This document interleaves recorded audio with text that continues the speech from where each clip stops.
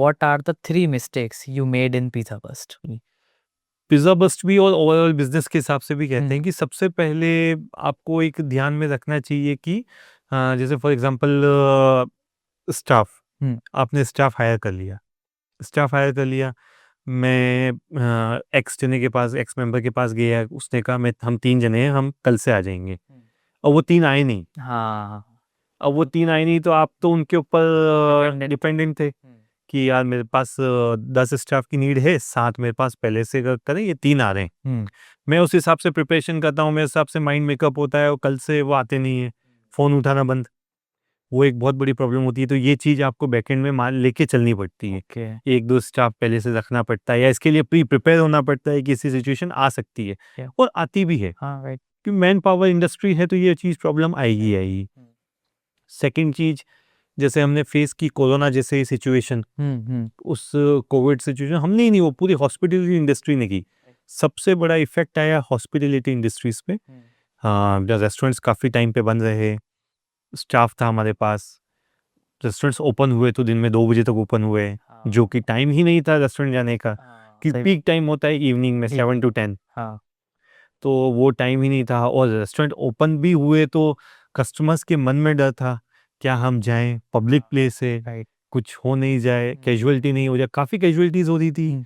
Health hygiene हर इंसान उसको भी ध्यान में रखते हुए, तो वो ऐसी सिचुएशन को, ऐसी सिनेरियोस को माइंड में रखते हुए एक प्री बैकअप प्लान भी पहले से बना के रखना चाहिए।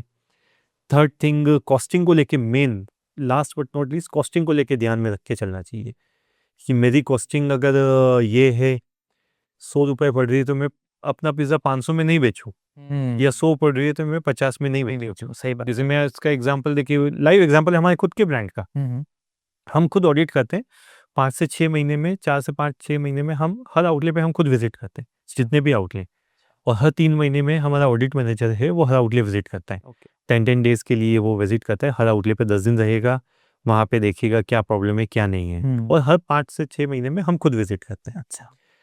सो हम विजिट करने गए, हम वो फर्स्ट फ्लोर पे आउटलेट था, तो नीचे उन्होंने स्टैंडीज लगा रखी थी कि कॉम्बो बनानी है उन्होंने, विदाउट हमारी इंटीमेशन, हमें कोई इंटीमेट नहीं किया उन्होंने, कुछ हमारी नॉलेज में नहीं लगा के खुद बना दिया। आप बनाइए, वेल एंड गुड, आप कर सकते हैं, बट कॉस्टिंग को ध्यान में रखते हो। उन्होंने क्या किया, एक कॉफ़ी, एक स्मॉल पिज़्ज़ा और फ्रेंच फ्राइज 100 रुपीज़ में। ओ। आपकी कॉस्टिंग ही वो 150 पड़ रही है। तो हमने सेल बढ़ाने के लिए। हाँ, अब हमने देखा नीचे उन्होंने ग्राउंड फ्लोर पे लगा रखा था, फर्स्ट फ्लोर पे रेस्टोरेंट था, तो हम नीचे देखते हुए गए, ऊपर गए, सब बैठे, हम ओनर, 2 ओनर थे, दोनों ओनर आए, और हम तीनों जो फाउंडर्स थे, हम तीनों बैठे। तो हमने सबसे पहला क्वेश्चन ही उनसे ये पूछा कि आपने ये कॉम्बो निकाला, कैसा जा रहा है? बोले बहुत अच्छा जा रहा है। अच्छा। 100 रुपीज़ में। हमने बोला कौन ले रहा है? बोले स्टूडेंट्स काफ़ी ले रहे हैं। ठीक है। तो हमने पूछा सेकंड क्वेश्चन कि क्यों किया? बोले स्टूडेंट को दिन में कैप्चर करने के लिए। अच्छा। तो फर्स्ट ऑफ ऑल, जब उनको दिन में कैप्चर करना था, उन्होंने मॉर्निंग 11 टू नाइट 11 पूरे दिन के लिए किया कैप्चर करने के लिए। चलो ठीक है, एक तो उनका फोकस था दिन में 3 से 6 के लिए, अच्छा। बट उन्होंने 11 टू 11 किया, first mistake. Okay. Second mistake की, अब हमने उनसे पूछा आपने इसकी कॉस्टिंग निकाली? बोले नहीं। अब उसकी कॉस्टिंग ही मिनिमम 150, अगर आप हर चीज़ की कॉस्टिंग ही मिनिमम पकड़े तो, क्योंकि एवरेज कॉस्टिंग पकड़े तो 170-175 के आसपास की वो पहुंचती। अब 175 रुपए की चीज़ आप 100 रुपए में दे रहे हो, आप दिन के अगर वो 100 कॉम्बोज बेच रहे हो तो 7,500 का नुकसान तो आप वैसे कर रहे हो।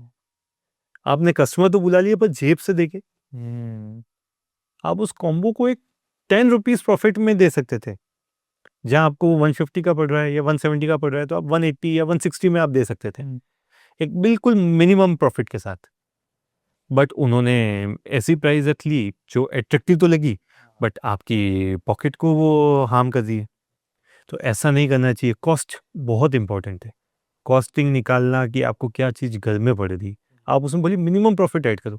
2%, 5%, 7% मत कीजिए, 20%, कोई इशू नहीं। आप 5% करेंगे, नंबर ऑफ पर्सन ज़्यादा आ जाएंगे, तो 5% भी बहुत अच्छा जाएगा। सही बात है। बट अब लॉस में तो नहीं बेचिए, आप कॉस्टिंग तो निकालिए। अब उन्होंने बिना कॉस्टिंग निकाले वो चीज़ इम्प्लीमेंट कर ली, तो वो बहुत गलत चीज़ होती है। तो कॉस्टिंग निकालना बहुत ज़रूरी है फूड कॉस्ट के साथ।